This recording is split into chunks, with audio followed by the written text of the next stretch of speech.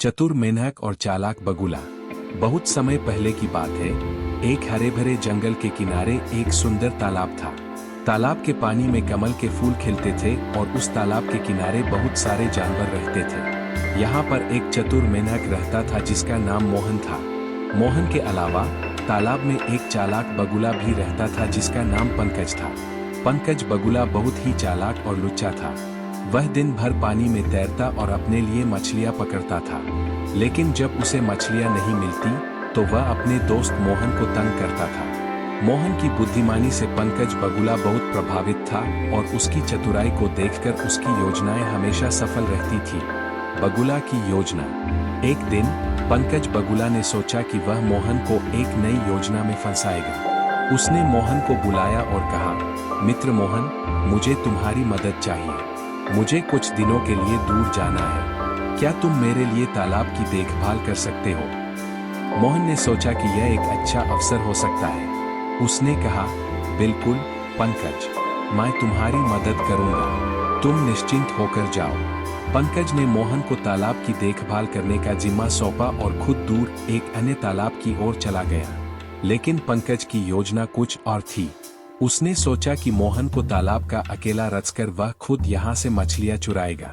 मोहन की चतुराई। जब पंकज चला गया तो मोहन ने देखा कि तालाब में बहुत सारी मछलियां अब आसानी से पकड़ी जा सकती थी।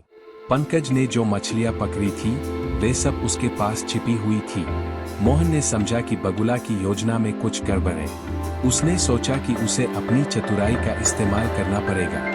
मोहन ने तालाब के चारों ओर चक्कर लगाया और देखा कि बगुला की मछलियों के कई छिपने के स्थान हैं। उसने धीरे धीरे बगुला की छिपाई हुई मछलियों को एक एक करके बाहर निकाला और तालाब के पानी में डाल दिया। इस तरह तालाब में मछलियों की संख्या बढ़ गई और बगुला की योजना विफल हो गई। बगुला की वापसी। जब पंकज बगुला अपने तालाब पर वापस आया तो उसे देखा कि तालाब में बहुत सारी मछलियां तैर रही थी। उसे अपनी योजना का पता चला और उसने मोहन को बुलाया। मोहन, तुमने मेरी योजना को क्यों नाकाम कर दिया?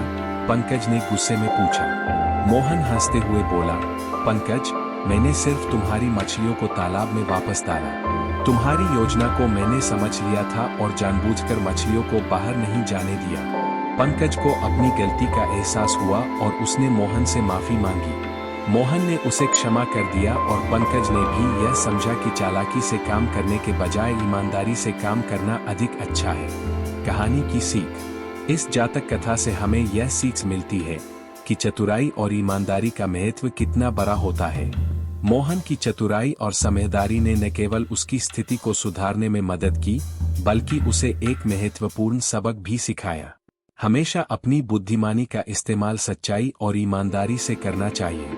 पंकज बगुला की योजना विफल हो गई क्योंकि उसने मोहन की बुद्धिमानी को कम आंका था। इस तरह की कहानियां हमें सिखाती है कि दिमागी खेल में हमेशा ईमानदारी और विश्वास की जीत होती है।